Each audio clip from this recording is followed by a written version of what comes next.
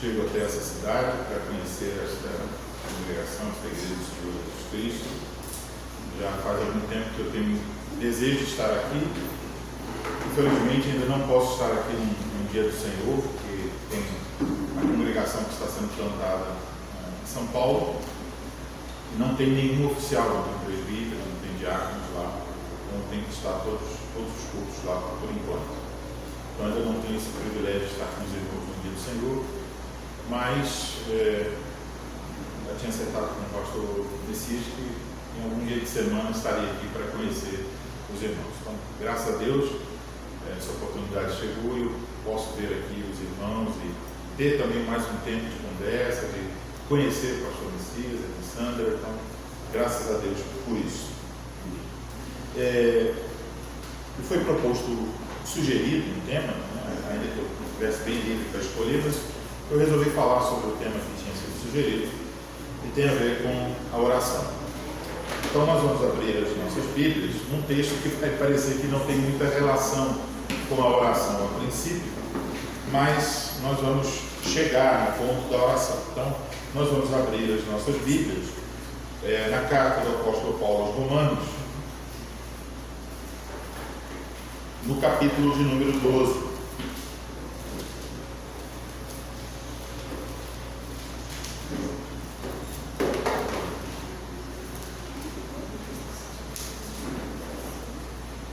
Romanos 12, e nós faremos a leitura do versículo 1 ao 21, capítulo todo.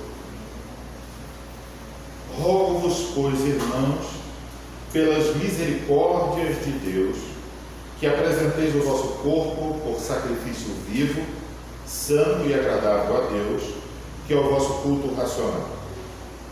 E não vos conformeis com este século, mas transformai-vos pela renovação da vossa mente, para que experimenteis qual seja a boa, agradável e perfeita vontade de Deus. Porque pela graça que me foi dada, digo a cada um dentre vós, que não pense de si mesmo além do que convém. Antes pense com moderação, segundo a medida da fé que Deus repartiu a cada um. Porque assim como num só corpo temos muitos membros, mas nem todos os membros têm a mesma função, assim também nós, conquanto muitos, somos um só corpo em Cristo e membros uns dos outros, tendo, porém, diferentes dons segundo a graça que nos foi dada. Se profecia, seja segundo a proporção da fé. Se ministério, dediquemo-nos ao ministério, ou o que ensina, esmere-se no fazê-lo, ou o que exorta, faça-o com dedicação, o que contribui com liberalidade, o que preside com diligência, quem exerce misericórdia com alegria. O amor seja sem hipocrisia. Detestai o mal, apegando-vos ao bem. Amai-vos cordialmente uns aos outros com amor fraternal, preferindo-vos em honra uns aos outros. No zelo não sejais remissos, sede fervorosos de espírito, servindo ao Senhor. Regozijai-vos na esperança, sede pacientes na tribulação, na oração perseverantes. Compartilhai as necessidades dos santos, praticai a hospitalidade. Abençoai os que vos perseguem, abençoai e não amaldiçoeis. Alegrai-vos com os que se alegram e chorai com os que choram. Tende o mesmo sentimento uns para com os outros. Em lugar de serdes orgulhosos, condescendei com o que é humilde. Não sejais sábios aos vossos próprios olhos. Não torneis a ninguém mal por mal. Esforçai-vos por fazer o bem perante todos os homens. Se possível, quanto depender de vós, tende paz com todos os homens. Não vos vingueis a vós mesmos, amados, mas dai lugar à ira, porque está escrito: a mim me pertence a vingança, eu é que retribuirei, diz o Senhor. Pelo contrário, se o teu inimigo tiver fome, dai-lhe de comer. Se tiver sede, dai-lhe de beber. Porque fazendo isto, amontoarás brasas vivas sobre a sua cabeça. Não te deixes vencer do mal, mas vence o mal com o bem. Até aí, a leitura da palavra do Senhor. O tema do meu estudo, que vou apresentar, é nosso sacrifício vivo na comunhão dos santos, orando uns pelos outros. Então, eu vou fazer uma relação entre o início desse capítulo, incentivando-nos a oferecer a nossa vida como um sacrifício vivo, e a necessidade de orar uns pelos outros. Então, vamos começar observando, em primeiro lugar, algo que provavelmente os irmãos já ouviram, mas vamos recapitular, que é a estrutura da carta aos Romanos. Ela é uma estrutura muito fácil de memorizar, porque também é a estrutura que os escritores do Catecismo de Heidelberg utilizaram. Então, o Catecismo de Heidelberg tem 3 partes principais: nossa miséria, a nossa salvação e a nossa gratidão. E se você estuda a carta aos Romanos, perceberá com muita clareza que é exatamente essa estrutura da carta aos Romanos. Do capítulo 1 tem depois de uma introdução no capítulo 1, até o capítulo 3, versículo 21, você tem ali a nossa miséria. Paulo dizendo que tanto judeus quanto gentios, todos pecaram, todos estão destituídos da graça de Deus. Agora, depois disso ele começa falando do modo como o homem é salvo. Vai falar sobre a justificação pela fé, sobre a santificação, sobre a eleição, sobre a predestinação e outros assuntos relacionados à salvação. Isso vai até o final do capítulo 11, que é encerrado com um hino de louvor a Deus pela tão grande salvação providenciada pelo Senhor. A partir do capítulo 12, Paulo começa então a aplicar essa doutrina, dizendo: bom, se nós éramos pecadores miseráveis, sem condição nenhuma de nos salvarmos, e Deus graciosamente nos salvou, e a salvação é uma obra tão grande, como é que nós temos que responder com gratidão a essa salvação? E aí ele começa, a partir do capítulo 12, que nós acabamos de ler, mostrar a resposta de gratidão. Então, a partir do capítulo 12, nós temos os imperativos. Até o 11, quando falou sobre a salvação, é um indicativo, dizendo o quê? O que Deus em Cristo fez por nós, nos salvando dos nossos pecados. A partir do capítulo 12, temos os imperativos, o que nós devemos fazer como uma resposta a essa tão grande salvação. Então poderíamos dizer, até o 11 nós temos o Evangelho, e do 12 em diante nós temos os frutos do Evangelho, que são as nossas boas obras. A base do que vem a seguir, de tudo que está no capítulo 12 aqui de Romanos, ela é estabelecida lá no versículo 1. Então, uma vez que nós somos tão miseráveis e temos recebido a tão grande salvação, como é que nós temos que responder? Com gratidão. Mas como é essa vida de gratidão? Já sabemos, o Catecismo nos ensina que a vida de gratidão é uma vida de boas obras. E o Catecismo nos lembra que essas boas obras devem ser de acordo com a lei de Deus. Por isso que a parte final do Catecismo é justamente 2 coisas. A parte da gratidão é ensinar sobre a lei, 10 mandamentos, e ensinar sobre a oração que o Senhor Jesus Cristo nos ensinou. Mas como funciona essa gratidão na prática? Como se aplica esse sacrifício de gratidão na vida da igreja? Romanos 12 vai nos ajudar a entender. Observe que primeiro há um pedido: rogo-vos, pois, irmãos. O pedido é feito com base no que Deus fez. Rogo-vos, pois, irmãos, pelas misericórdias de Deus. Ou seja, tudo que foi falado nos capítulos anteriores, que revela a misericórdia de Deus. O pedido consiste em que, como uma resposta de gratidão às misericórdias de Deus, que nós apresentemos o nosso corpo como, diz o texto, um sacrifício vivo, santo e agradável a Deus. Este apresentar aqui é a linguagem do Antigo Testamento, de sacrifícios. Significa oferecer a nossa vida como um sacrifício a Deus. Só isso aqui já é muito interessante observar como isso contraria o que muitas pessoas que se dizem evangélicas dizem em nossos dias. Dizem assim: Olha, Deus só quer o seu coração. E aqui está dizendo para você oferecer o quê? O corpo inteiro como um sacrifício a Deus, pela salvação que você recebeu. Então, aqui diz para oferecer, mas no texto grego, o verbo, quando diz aqui, rogo-vos, pois irmãos, pela misericórdia de Deus, que apresenteis, que ofereceis, o tempo aqui, no grego, é um tempo que indica uma coisa que você faz uma única vez e pronto. Então, qual é a imagem que nós deveríamos ter aqui? Imagine que tem um altar onde vai acontecer um sacrifício. Vamos supor como se fosse aqui. Tem uma escadinha, você sobe e ali em cima é o sacrifício que você vai oferecer. A imagem é que quando você é salvo por Cristo e entendeu o que é salvação, e agora você quer responder com a vida de gratidão, você sobe esse local de sacrifício e você fica lá se oferecendo até quando? Para sempre. Uma única vez, você só sobe uma vez. Todo o resto da sua vida deve ser um sacrifício de gratidão a Deus.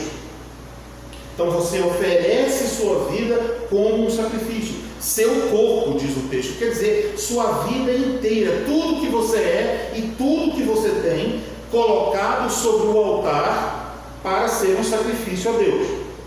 É, portanto, um sacrifício contínuo, mas note que não é um sacrifício como o do Antigo Testamento. Que no Antigo Testamento o animal tinha que morrer. E aqui diz o quê? Um sacrifício vivo.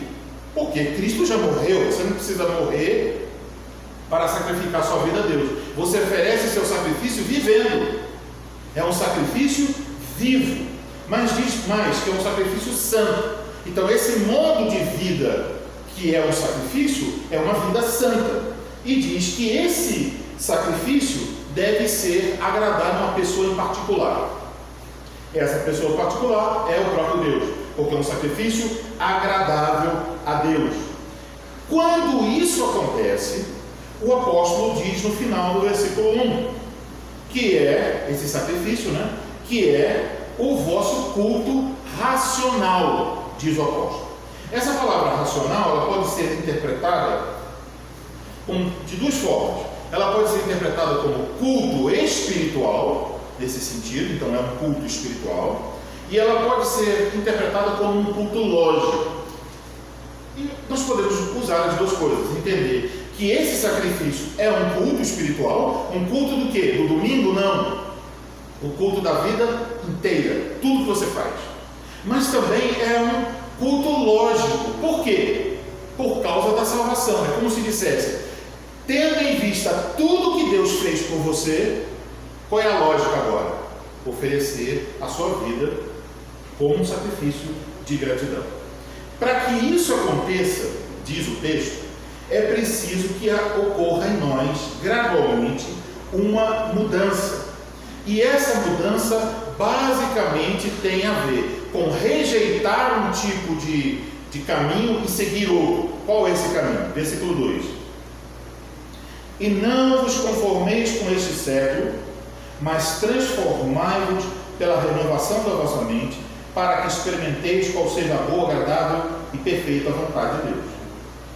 Então, para oferecer a sua vida em sacrifício, ou seja, tudo que você faz, tudo que você fala, primeiro precisa ocorrer uma mudança na sua forma de pensar. Se você pensa errado, você faz errado, você fala errado. Então, para ocorrer essa mudança na mente, que ele chama aqui de renovação, ele diz que, em primeiro lugar, nós devemos não permitir que a nossa mente, a nossa forma de pensar, seja moldada pelo padrão mundano. Não vos conformeis com este mundo. Sabe aquelas coisinhas que as crianças costumam levar para a praia ou outro lugar que haja areia, as forminhas de peixe, de estrela, que essa bota ali, amassa e sai o formato? Então, basicamente o texto está usando essa ideia. A ideia é o quê? De que existe uma forma. Quando você coloca alguma coisa lá dentro e depois você tira, aquela coisa ganha a forma da forma. Se a forma de bolo, por exemplo, uma forma de bolo em formato coração, você vai tirar e quando você tiver o bolo vai ter um formato de coração. Por quê? Porque a forma é formato de coração. O mundo tem uma maneira de pensar, que vem pela cultura, pelos filmes, pela educação, pelas conversas, pelos parentes, por tudo. E essa forma do mundo pensar quer fazer com a nossa mente igual a areia, a nossa mente ficar o formato da mente do mundo. E Paulo está dizendo, não se conformem com isso, rejeitem isso. E aí diz, mas transformai-vos pela renovação da vossa mente. Então a mente tem que ser renovada. O apóstolo não diz aqui, mas à luz da Escritura podemos entender que é uma renovação pela palavra de Deus. Então, em resumo, significa fechar a torneira da água suja e abrir a torneira da água limpa. Colocar a sua vida sob menor exposição aos conceitos do mundo e colocar a sua vida em maior exposição à palavra de Deus. Se você não faz isso, sabe o que acontece? Você vai para a igreja no domingo, você canta hinos e salmos, você ouve a pregação, mas quando você vai pensar sobre dinheiro, educação dos filhos, bem-estar, felicidade, sucesso e qualquer outra coisa, você acaba pensando de acordo com a forminha do mundo, não de Cristo, porque você nem consegue entender o que Cristo diz sobre essas coisas. Então, na medida em que essa mudança pela palavra e não se conformando com o mundo vai havendo a renovação da nossa mente, mas nós vamos conhecendo a vontade de Deus, que diz aqui ser agradável e perfeita. Como este viver então sobre o altar, essa é a vida, esse colocar a sua vida sobre o altar é um sacrifício permanente de gratidão a Deus. E agora a pergunta é, como é que essa vida de gratidão, que é um sacrifício, se manifesta na vida da congregação? Antes de responder isso, eu quero chamar a sua atenção para uma imagem que Paulo usou aqui em nosso texto. Como é que Paulo comparou a igreja nessa passagem de Romanos? Será que ele comparou a um prédio? Aqui não, mas em outras partes sim. Será que ele comparou a um rebanho? Não, em outras partes da Bíblia fala isso, mas aqui não. Qual foi a comparação aqui? Ele comparou a igreja a um corpo. Nesse corpo, Cristo é cabeça, cada pessoa é uma parte desse corpo, é um membro desse corpo.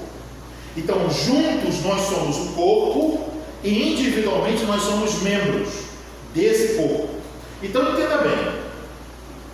Quando nós, na igreja, dizemos assim, olha, nós somos membros da igreja, isso não tem o mesmo sentido de dizer que é membro do clube onde tem a piscina. Entende isso? Não é a mesma coisa. Porque lá é um tipo de associação ao qual você se ligou. Aí diz que você é um membro daquilo ali. Mas quando nós dizemos que somos membros da igreja, não é a mera associação. Estamos falando em termos de uma metáfora, de uma comparação. Estamos falando em termos espirituais. Estamos dizendo, olha, a igreja é o corpo. Cristo é cabeça, a igreja unida é o corpo e cada pessoa é membro desse corpo. Então isso fala de uma realidade espiritual. E essa realidade da membresia aponta para duas coisas muito claras. A primeira delas, todos nós estamos unidos a Cristo. Isso é a primeira realidade, porque Cristo é a cabeça do corpo. Mas qual é a outra realidade? É que todos nós estamos unidos uns aos outros. Adentrar a membresia da igreja é reconhecer, eu estou unido a essas pessoas. Não é uma coisa meramente de papel, não é uma coisa meramente de aceitação. Isso muda muito se você entende isso. Porque se você entende isso, você vai entender que a igreja não é como você ser membro do clube do cinema. em que você vai poder assistir lá no cinema, uma vez por mês, um grande lançamento. Então você paga e uma vez por mês você chega lá, o que tem lá? Tem um porteiro. Boa noite, senhor. Aí você entra. Tem uma pessoa que diz: o senhor deseja pipoca ou refrigerante? Ou os dois? Aí você assiste o filme. Quando acaba, vem alguém e limpa tudo. Então você vai ali como uma pessoa que é membro daquele clube para usufruir daqueles benefícios. Já a única coisa que você dá é o dinheiro. Membresia da igreja não é assim. Você não vai como se estivesse indo ao mercado ou num restaurante para receber a comida e as outras pessoas vão cuidar de tudo. Muitas vezes pessoas estão pensando na igreja dessa forma: eu vou para a igreja tal, por quê? Rapaz, lá porque lá tem isso, tem aquilo outro, aí apresenta um montão de vantagens. Mas todas as vantagens, é a vantagem basicamente de quê? De alguém que senta na cadeira, ouve a pregação, tem isso, tem para as crianças, tem aquilo, para os adolescentes tem aquilo, as vantagens, ele entrega a sua oferta, vai para casa, domingo ele volta. Mas isso não é a igreja de Cristo. Isso aí já está uma versão adulterada. Estar na igreja de Cristo é assumir compromisso com pessoas reais, é tornar essas pessoas como se fossem basicamente membros da sua família, é unir-se a elas numa união que ultrapassa o casamento. Por exemplo, eu sou irmão, no sentido espiritual, do pastor Messias, e aqui está minha esposa, Maralice. Um dia eu deixarei de ser esposo de Maralice. No céu não tem casamento. Mas eu nunca deixarei de ser irmão de Maralice e irmão de Messias. Entende isso?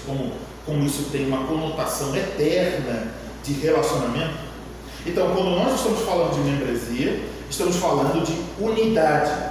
E nós precisamos, então, levar muito mais a sério as responsabilidades que nós assumimos como membros da igreja. Nós não assumimos compromisso com a membresia da igreja para receber somente. Mas se você é membro, você tem uma função no corpo. Você entra também para oferecer os dons, a sabedoria, qualquer coisa que Deus te deu, você tem a responsabilidade, a obrigação, porque se você quer oferecer sua vida em sacrifício, é isso que você vai fazer, de oferecer sua vida para o bem da igreja onde você está congregando. Esse sacrifício de gratidão ao qual somos chamados, ele é efetivamente oferecido a Deus. Não é? Está aqui, agradável a quem? A Deus. Mas vocês observaram que tudo que vem posteriormente descrevendo o sacrifício não tem mais a ver com Deus de uma forma direta? A quem que você vai amar cordialmente? Uns aos outros. Por quem você vai orar? Pelos irmãos. Para quem você vai usar o ministério da misericórdia? Pelos irmãos. Tudo aqui é relacionado à comunhão da igreja. Então, se a pergunta fosse: para quem é o sacrifício? Para Deus. Mas aonde que o sacrifício acontece? Na comunhão da igreja. Ele beneficia quem? Os meus irmãos em Cristo, os demais membros do corpo de Cristo Jesus. Isso aqui também exclui qual ideia? Aquela ideia de um cristianismo individual. A ideia de um cristianismo em casa, sozinho, é só eu e Jesus. Essa ideia não existe na Bíblia. Na Bíblia não.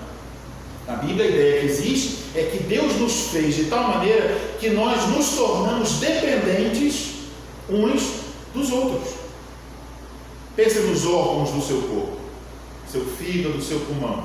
Estão dependendo do coração, mas o coração está dependendo das artérias, do sangue, cada órgão dependendo do outro órgão. Então esse sacrifício de comunhão é para Deus, mas ele ocorre na comunhão dos santos, na vida da igreja local. Então tudo aqui em Romanos 12 está relacionado à nossa responsabilidade como membros da igreja de oferecer a nossa vida inteira como um sacrifício para Deus na comunhão dos santos. A mensagem que nós lemos aqui agora, a passagem, é para uma igreja local. vezes pessoas dizem assim: eu não sou membro de uma igreja local, eu sou membro da igreja invisível. Qual carta do Novo Testamento foi escrita com a igreja invisível? Nenhuma. Todas as cartas foram escritas para uma igreja local. Todas elas. É verdade, existe uma igreja no mundo inteiro, que Cristo une todo o seu povo sobre uma só igreja. Mas essa uma só igreja, que é o número de todos os salvos, ela é visualizada através das igrejas locais. Então, Roma era uma igreja de Cristo? Era. Éfeso era? Sim. Todas as igrejas, Tessalônica, as igrejas da Galácia, todas, mas elas eram uma só igreja, mas em cada cidade tinha lá a igreja de Cristo. Então, esse chamado para oferecer a vida de gratidão é na comunhão da igreja local.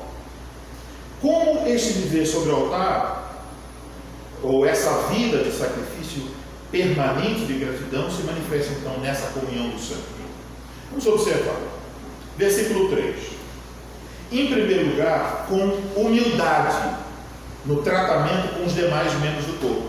Quando eu vou tratar os irmãos, eu devo tratá-los com humildade, porque pela graça me foi dada, digo a cada um dentre vós, que não pense de si mesmo além do que convém. Antes pense com moderação, segundo a medida da fé que Deus repartiu a cada um. Então, não pense além do que convém, não pense que você é tão importante. Pense com humildade a seu respeito. Pense com uma mente sã. E pense conforme os dons que Deus deu a você. Quer dizer, que não é para ser no final uma falsa humildade. Tipo, eu chegasse aqui e dissesse a você: irmãos, Deus não me deu o dom para ensinar. Se Deus não me deu o dom para ensinar, o que eu estou fazendo aqui? Eu nem era para estar aqui. Então seria um tipo de não reconhecer que Deus me deu alguns dons. Então, não é para você pensar muito e nem menos do que Deus colocou você. Se Deus colocou você para ser pulmão, haja como pulmão. Se você é a unha, haja como unha. Cada qual o que Deus deu. Então, em primeiro lugar, na comunhão, como é que eu trato meus irmãos? Eu trato com humildade. Se não houver humildade, cada um pensando grande a respeito de si mesmo, nós ficamos esperando que todos os outros nos sirvam. É como se a gente fosse para um restaurante. Aí o pastor tem que me servir, o prefeito tem que me servir, os irmãos têm que me servir. E isso se manifesta por várias maneiras, que eu não vou tratar aqui, mas eu poderia exemplificar uma. Por exemplo, quando alguém está pensando assim: puxa, rapaz, que igreja sem amor, os irmãos nunca me chamaram para almoçar na casa deles. Aí você fica racionalizando isso como se os irmãos tivessem a obrigação de te chamar para almoçar na casa deles. Mas a pergunta é: quantos você já chamou para almoçar na sua? Porque você fica cobrando uma coisa que você não faz. Porque você está querendo ser servido. É um péssimo sinal. Porque se você espera ser servido, você está pensando grande, como se você merecesse alguma coisa. A segunda coisa, veja versículo 4 até o 8.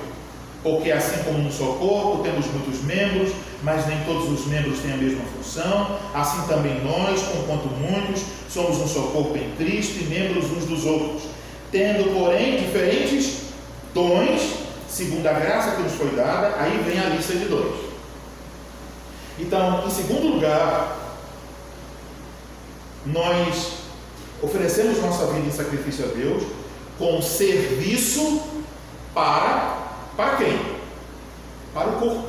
Uso os dons que Deus me deu, conforme a graça dele, para servir os meus irmãos para o bem do corpo. Então veja o caminho: humildade seguida de quê?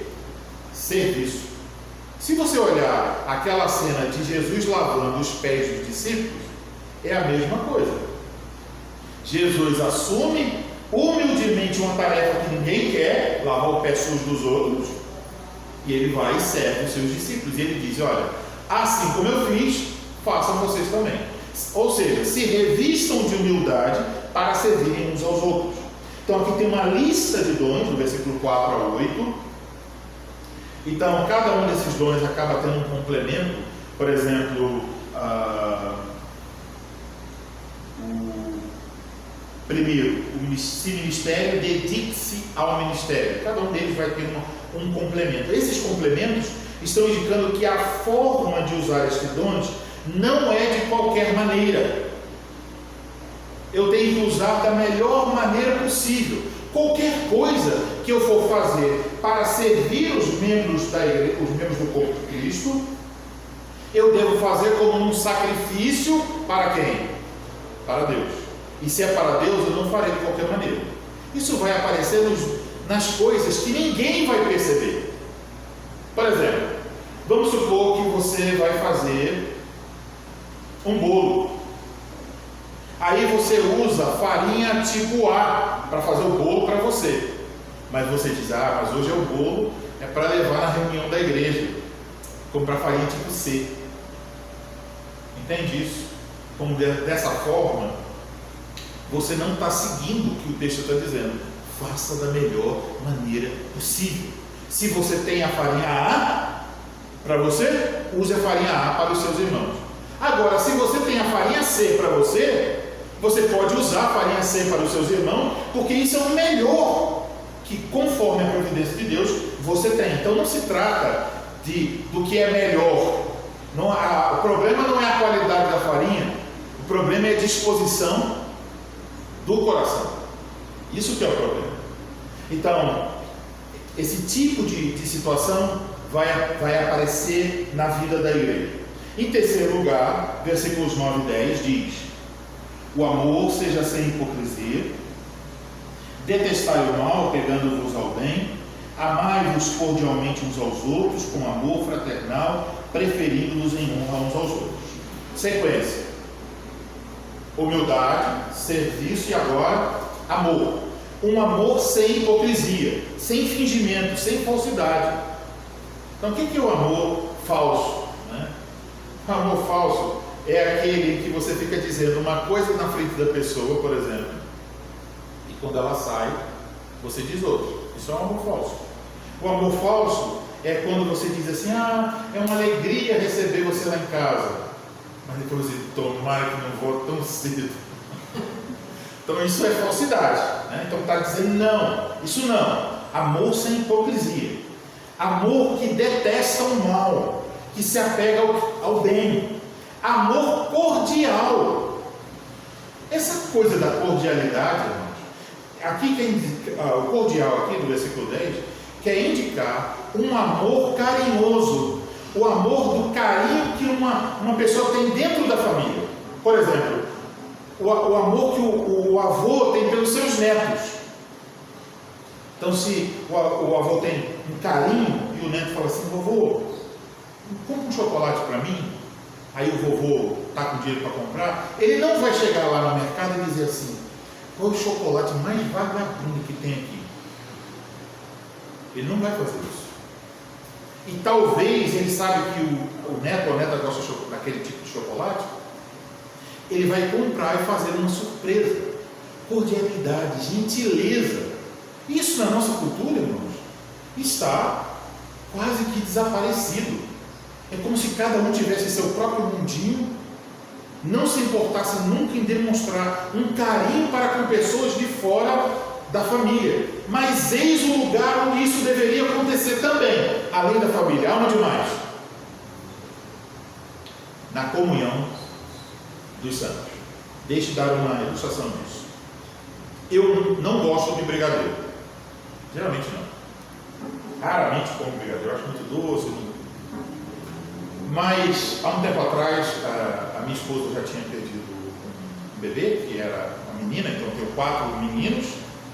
Então, desde o segundo eu esperava uma menina e Deus não me deu, na providência dele. Mas, finalmente, veio uma menina e ela perdeu. Estava grávida de 5 meses, eu acho, mais ou menos, e perdeu. Eu estava lá em Recife e ela estava em Cabo Frio, no Rio de Janeiro. Foi bem difícil, muito doloroso, eu tive que lutar muito para suportar isso, porque na minha mente vinha acusações contra Deus, tipo, Deus me privou de ter uma filha.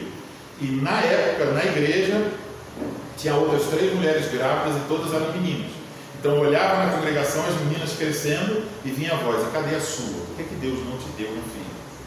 Mas depois, isso foi superado pela misericórdia de Deus. E ela ficou grávida de novo. E aí, bom, ela mais uma vez perdeu o bebê, que a gente não sabe se era menino ou menina.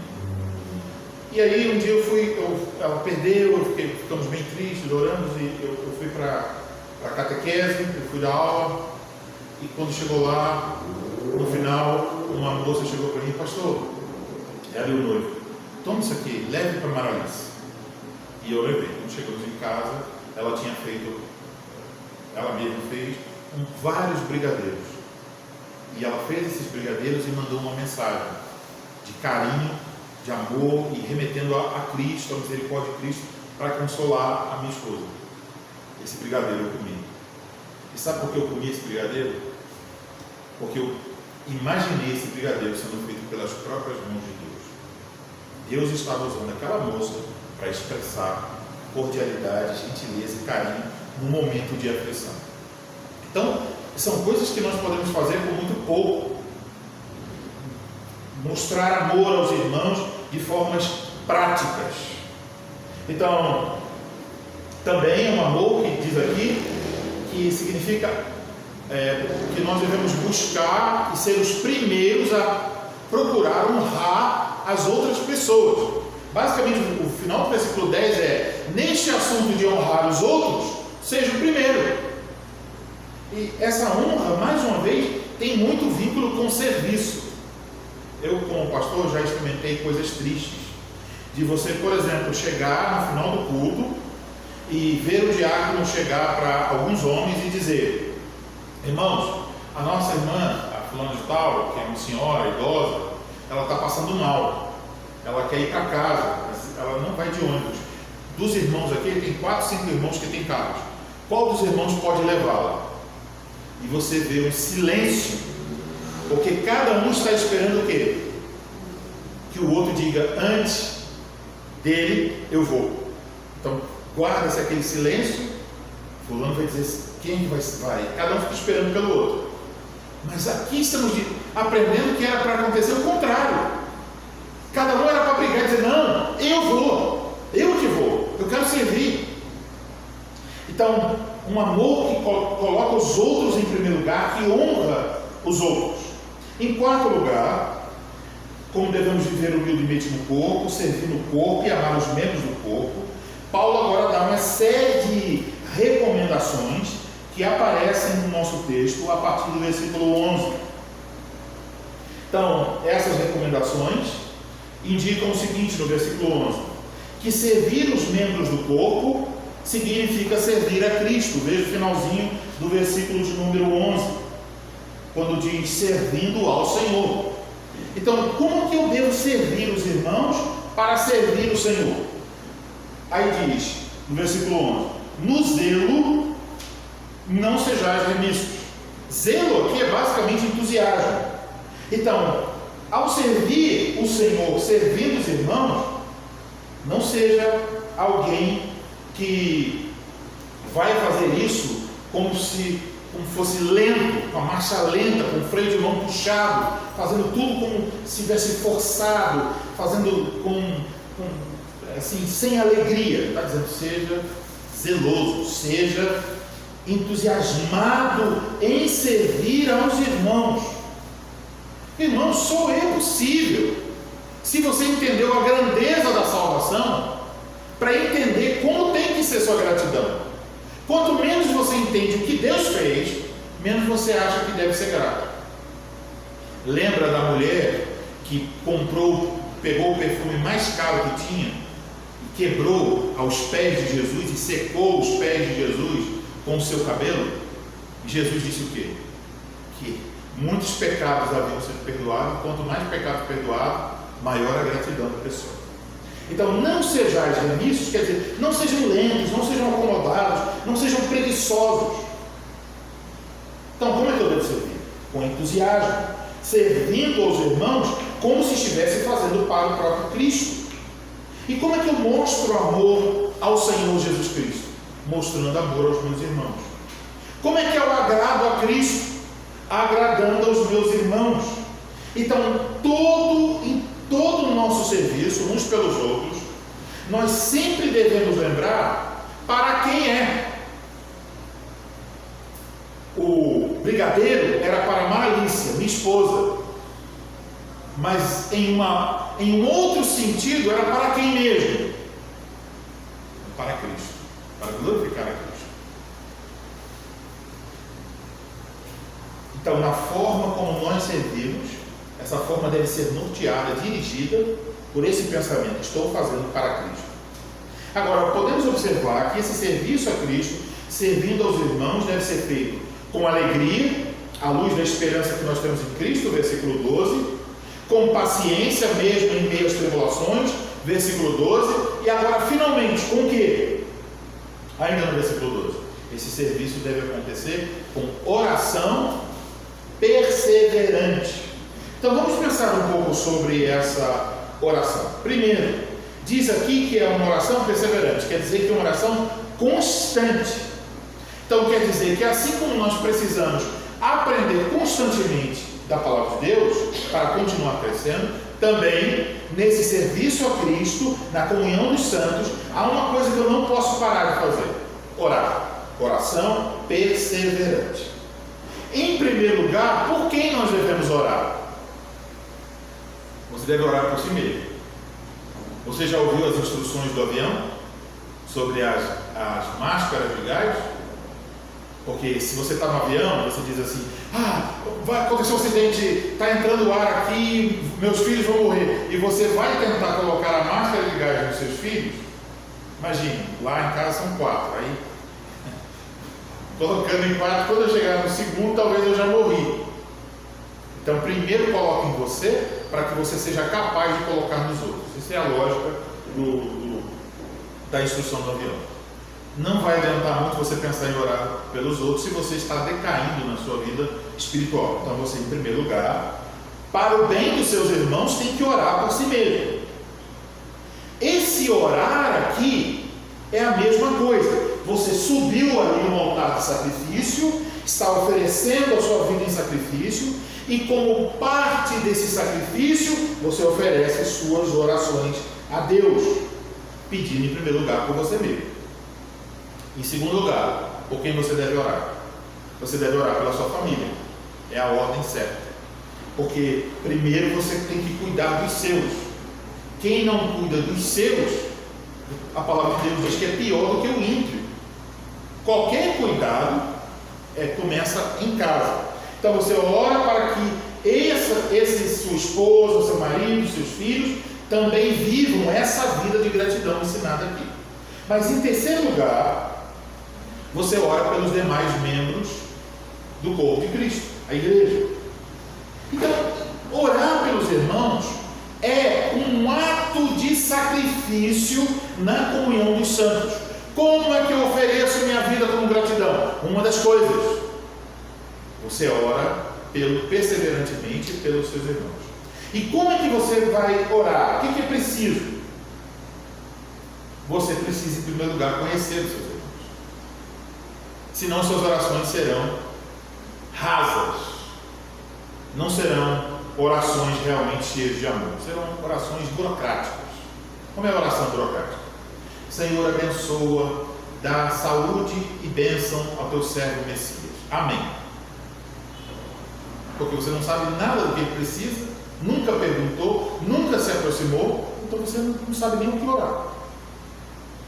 Então você precisa, a oração por assim dizer, ela nos força a buscar comunhão com os nossos irmãos. Você precisa conhecê-los para orar bem por eles. Então, procure maneiras de se aproximar de seus irmãos, servindo, orando e demonstrando cordialidade. Então pense assim: aqui tem um irmão, aqui tem outro irmão e aqui tem uma ponte. Qual a sua obrigação? Atravessar a ponte. Se os dois tiverem o mesmo intento, o que vai acontecer? Eles vão se encontrar na metade do caminho. Mas se o outro for uma pessoa fria, que não está percebendo, não está entendendo, não tem problema. Você ainda é responsável de fazer o quê? Atravessar a ponte todinha e chegar até aquela pessoa. Há pessoas que às vezes são mais tímidas, têm problemas, têm dificuldades, às vezes sofreram em relacionamento, então eles ficam arredios. Você deve fazer o quê? Você não deve dizer assim, eu chamei o irmão, eu chamei o irmão para almoçar lá em casa, 3 vezes ele disse não, nunca mais eu chamo. Não, você está fraco demais. Você não está querendo realmente oferecer o sacrifício. Você pensa que a imagem de sacrifício é uma coisa fácil? Não. Se é sacrifício, é porque é difícil mesmo. Você tem que renunciar. Então você está cheio de orgulho dizendo, puxa, eu fiz lá uma lasanha. Eu já comi uma lasanha muito boa. Aí assim, eu fiz lá uma lasanha 3 vezes e desprezou minha lasanha. Mas ele nunca mais ele come uma lasanha feita pela minha mão. A pessoa é tendenciosa a fazer isso. Não. O que você pode fazer? Faça a lasanha e traga pronta. Diga, olha, você não quis ir lá em casa, mas a lasanha veio até você. Bote junto com a lasanha uma carta, uma mensagem de carinho, de amor à família que vai receber aquele alimento. E você, provavelmente, a próxima vez que chamar a pessoa vai. Você quebra barreiras. Na igreja nós precisamos fazer isso com urgência, porque a cultura, cada vez mais as pessoas estão criando barreiras. Aqui talvez vocês não experimentem tanto isso por ser uma cidade menor, mas numa cidade maior, eu estou morando em Santo André, rapaz, as pessoas nunca falam com ninguém. Se eu não der bom dia à pessoa que está dentro do elevador, ele não vai falar nada. A gente vai ficar ali, um de frente para o outro, como se não existíssemos.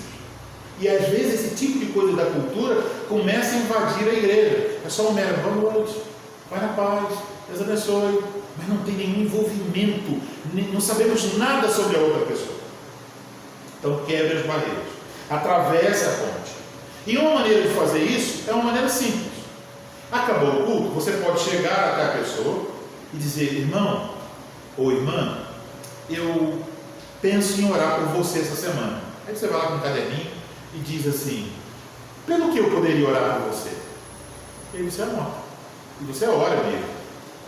Então você está mostrando que você tem um interesse pelo bem do seu irmão. E você ora pelo seu irmão. Então isso é uma forma de se aproximar daquela pessoa. Pelo que eu devo orar por você? Você já fez essa pergunta a alguém após o culto? É muito produtivo você perguntar pelo que você deve orar. E a pessoa às vezes vai dizer assim, poxa, eu nem te falei, né? Mas eu fui mandado embora do meu trabalho. Olha para que Deus abra uma porta. De repente você começa a perceber as lutas, as dificuldades. E aí se cumpre o que está no texto, chorar com os que choram. Mas se nós nem sabemos quem está chorando, como é que a igreja vai chorar? Fica tudo uma relação vazia, morta. A igreja não fica com cara de igreja, fica com cara de clube de cinema. Cada um vai lá para ver alguma coisa e voltar para casa. Então, uma sugestão que eu dou é faça um caderno de oração. Assuma isso para a vida da sua família. Tem uma sugestão interessante, é você pegar esse caderno de oração e fazer por mês. E você pode ver pessoas que estão com uma situação emergencial. Por exemplo, nós temos uma irmã lá na Igreja Reformada de Brasília que está enfrentando um câncer, a irmã Arielle, não sei se vocês já ouviram falar. Então, a irmã Arielle está enfrentando um câncer, é algo difícil. Então, você pode colocar no seu caderno como um motivo, por exemplo, mês de março, vou orar pela irmã Arielle quando? Todos os dias, porque a situação dela é complicada, ela precisa de apoio e oração, todos os dias. Outra pessoa que está passando um problema difícil, o pastor Dinho, tiraram os filhos dele, levaram de volta para a aldeia, os filhos que ele estava procurando adotar. Então, o governo não quer liberar mais. Então, difícil, parece que agora arrumou um advogado, vai entrar lá no tribunal e tal. Difícil, muito difícil. Orar todos os dias por ele. Aí você pode ter outras pessoas, principalmente os membros da igreja que não estão em emergência, você orar por eles semanalmente. uma congregação como vocês aqui, que não é muito grande, como a de São Paulo também não é. Então você pode ter uma lista e todos os dias, por exemplo, vocês são, sei lá, 20 pessoas. Você pode orar por família, então vai ficar menos, né? 5, 6 famílias. E aí você ora por 2 famílias por dia, por exemplo. Segunda, fulano e fulano. Terça, fulano e fulano. Então, você durante a semana orou pela igreja todinha. E você pode ter uma outra lista que você ora pelo mês. Então, são 30 nomes. E cada dia você ora por uma pessoa diferente daquela lista. Então você vai orar por umas 4, 5 pessoas por dia, mais umas você está orando todo dia, uma você está orando por semana e uma você está orando por mês. Então lá em casa nós adotamos essa metodologia aí. Então todos os dias nós temos oração por determinadas pessoas e existem outras pessoas que nós estamos orando ao longo do mês. Então você precisa fazer coisas assim por um motivo. Por exemplo, quando eu passo na sala e vejo um caderno, eu lembro de uma coisa, o quê? Eu preciso orar por essas pessoas. Eu assumi um compromisso diante de Deus, minha família, de orar por essas pessoas. Então, quando você tem uma coisa concreta, você vai provavelmente ser mais ativo. Quando você só faz a promessa, eu vou orar mais. Mas aí amanhã vem, você esquece, acabou, voltou tudo ao normal. Agora, você deve orar por eles, os membros da igreja, mas também você deve orar com eles. Então, pelo que você deve orar? Você deve orar pela vida de sacrifício, pensando nos irmãos da igreja, pela vida de sacrifício na comunhão dos santos, e por coisas que estão nessa lista aqui: humildade, serviço, amor, entusiasmo. Pedir isso para que Cristo dê isso a você, a sua família e a seus irmãos. As nossas orações, elas deveriam ser mais específicas, porque a oração do preguiçoso, ela é a oração reduzida ao mínimo possível. É a oração de quem não quer pensar. A oração é uma demonstração de amor, porque você vai gastar um tempo em pensar sobre a necessidade da pessoa para orar por ela. E se você faz isso de uma maneira tão generalizada que não precisa pensar, é no automático. A oração que eu faço pelo Messias eu posso fazer por uma criança de 1 ano, porque é tão generalizada que se encaixa na vida de qualquer pessoa. Então você tem que ser mais específico. Ore pelas necessidades dos santos, que diz o texto aqui, pela prática da hospitalidade. Ore pelas pessoas que te odeiam. Ore com gratidão por aqueles que se alegram. Ore com lágrimas por aqueles que estão chorando. Use as Escrituras para orar pelos seus irmãos. Pegue uma passagem e diz: o que a Bíblia diz que a igreja tem que ser? A igreja diz aqui, o amor seja sem hipocrisia. Então você vai orar: Senhor, dá ao pastor Messias, por todas as ovelhas do Senhor, cada vez mais um amor sem hipocrisia. Senhor, dá a minha esposa um amor sem hipocrisia. Senhor, dá ao Igor, né? É o Igor. Os outros eu não conheço os nomes, mas dá ao Igor, dá a Sandra, dá aos demais um amor sem hipocrisia. Você começa a orar com uma coisa fundamentada na Bíblia, pedindo por algo real pela vida da igreja. Então, ore pelos seus irmãos, use as Escrituras para fazer essa oração. Ore pelos oficiais da igreja. E lembre-se que orar pelos demais membros do corpo é esse sacrifício de gratidão que você deve oferecer continuamente a Deus, uma oração perseverante, um sacrifício a Deus por meio de Cristo, oferecido por meio da obra do Espírito Santo, um sacrifício visando o crescimento da comunhão dos santos.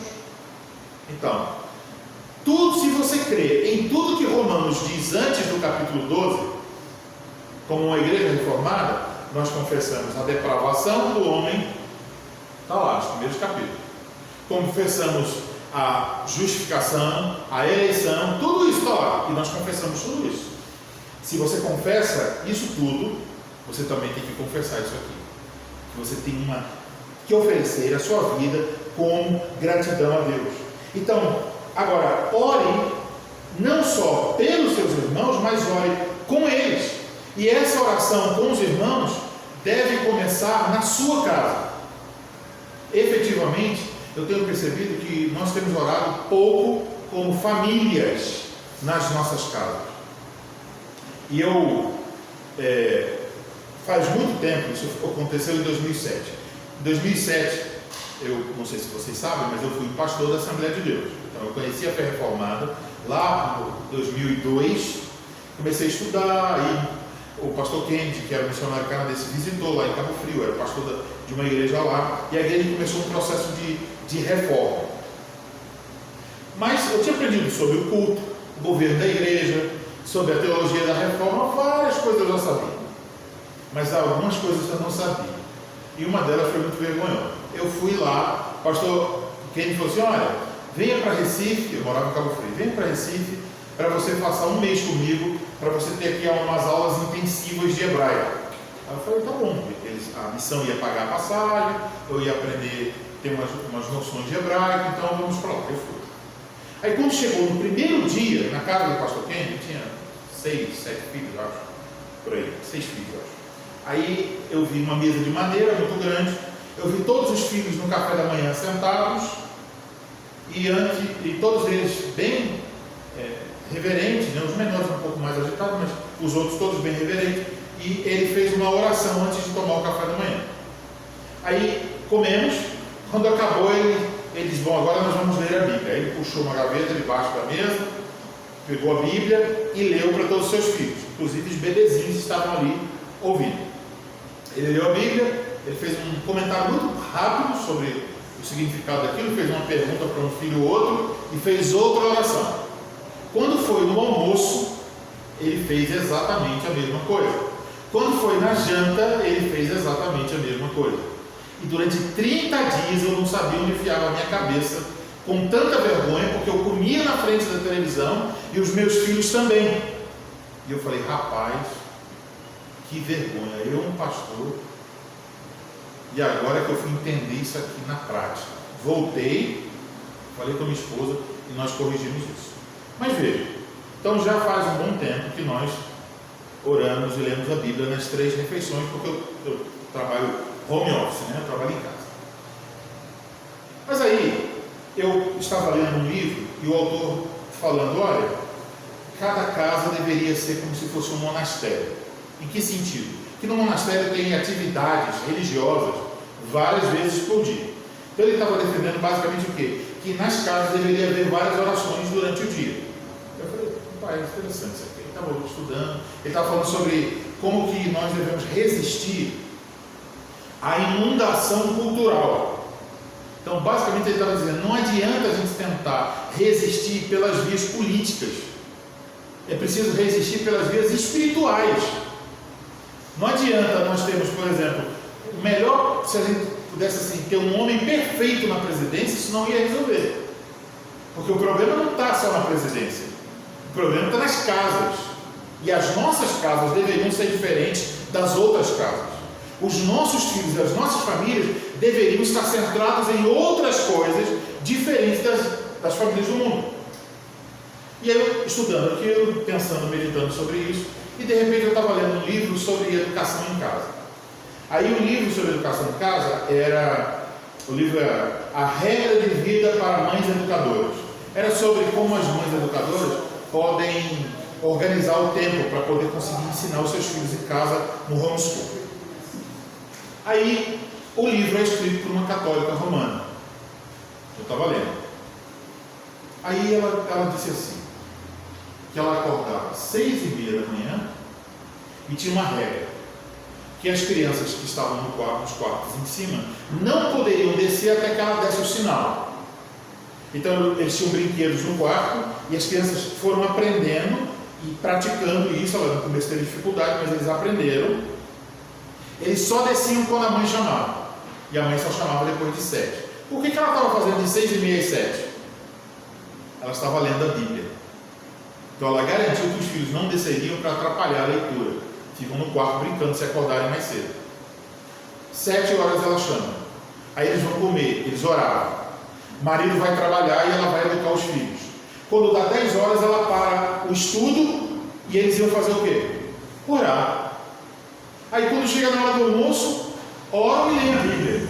Aí quando chega 3 da tarde, ela chama os filhos de novo para fazer o quê? Para orar. Aí quando os filhos vão dormir,